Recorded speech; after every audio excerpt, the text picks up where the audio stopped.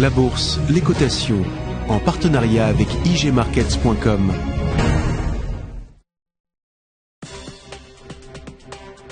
Bonjour et bienvenue dans votre espace de formation à l'analyse technique. La leçon numéro 17 aborde les principes de base de la théorie des vagues d'Elliott. Cette théorie créée par Ralph Nelson Elliott a été inspirée par deux maîtres à penser. Charles Doe apportant l'importance de la psychologie humaine dans l'évolution des courbes et les séries de nombres et autres ratios de Fibonacci. Le concept général repose sur le fait que les marchés évoluent par vagues. La décomposition d'un cycle complet se fait en 8 vagues. Il y aura alors 5 vagues de tendance et 3 vagues de correction. Le schéma éliottiste est composé de 8 vagues. Les 5 premières vagues sont numérotées de 1 à 5. Elles représentent la tendance. Les vagues 1, 3 et 5 sont des vagues d'impulsion.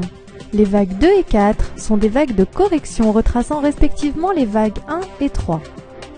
Les 3 dernières vagues sont indiquées par des lettres A, B et C. Elles constituent le mouvement correctif. Chaque vague se subdivise en vagues de degrés immédiatement inférieurs qui, à leur tour, peuvent aussi être subdivisées en vagues de degrés encore inférieurs. La conséquence est que chaque vague est elle-même une partie d'une vague de degrés immédiatement supérieurs. Les vagues 1 sont difficiles à reconnaître et peuvent se décomposer de seulement 3 vagues et non 5. Elles sont donc très rapides et c'est à ce moment-là que les astucieux ou initiés accumulent. Les vagues 2 corrigent généralement fortement les vagues 1, ce qui peut laisser penser à une reprise du mouvement précédent. Les vagues 3 constituent le cœur du mouvement et sont généralement les plus dynamiques et les plus longues. Les fondamentaux commencent à arriver, c'est donc le moment où les professionnels rejoignent les astucieux. Les vagues 4 correspondent à une phase de consolidation. Elles ne remettent pas en cause la tendance amorcée depuis la première vague. Les vagues 5 sont les dernières de la tendance. Elles permettent au marché d'atteindre un nouveau sommet dans une moindre dynamique. Les fondamentaux sont alors disponibles et les petits porteurs arrivent. Les vagues A sont interprétées comme de simples vagues de correction technique de la tendance haussière. Les vagues B se forment dans de faibles volumes et peuvent dans certains cas renouer avec les sommets de la vague 5. Les vagues C sont assez dévastatrices et sont souvent justifiées par les fondamentaux. La difficulté étant de savoir si l'on est rentré dans un vrai marché baissier ou si l'on est simplement dans une correction efficace.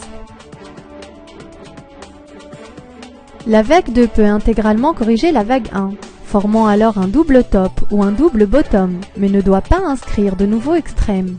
La vague 3 doit être supérieure à celle des autres vagues d'impulsion, car elle forme le noyau de la tendance. La vague 4 ne doit pas enfoncer le sommet de la vague 1.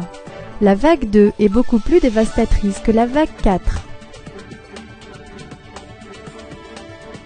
Voilà quelques illustrations de situations incorrectes abordées précédemment. Sur le schéma de gauche, on peut voir la vague 4 enfoncer le sommet formé par la vague 1, ce qui ne permet pas de rentrer dans une configuration en vague d'Elliott. Le schéma de gauche correspond à la même erreur, sauf que celle-ci est formée en tendance baissière. On remarquera donc que la vague 4 dépasse le creux formé par la vague 1.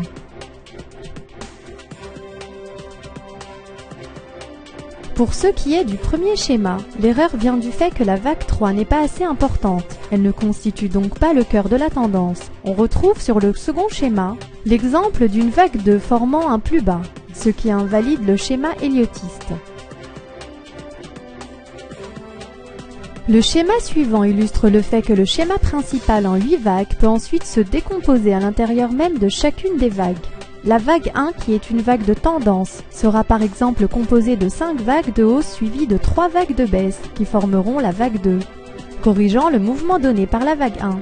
La vague 3 sera également composée de 5 vagues et est suivie d'une vague 4 de correction formée de 3 mouvements. Enfin, la vague 5 qui conclut le grand mouvement de tendance sera à son tour composée de 5 vagues. La décomposition des vagues apparaît donc de façon simpliste. Lorsqu'il s'agit d'une vague de tendance, celle-ci est formée de 5 vagues, et quand il s'agit d'une vague de correction, celle-ci est composée de 3 vagues. Ces deux graphiques permettent de voir la théorie appliquée au cours. On remarquera dans le premier cas qu'un cycle complet a été effectué. Les 8 vagues sont effectivement bien présentes. Le second graphique permet quant à lui de distinguer les 5 vagues de tendance dans une situation défavorable.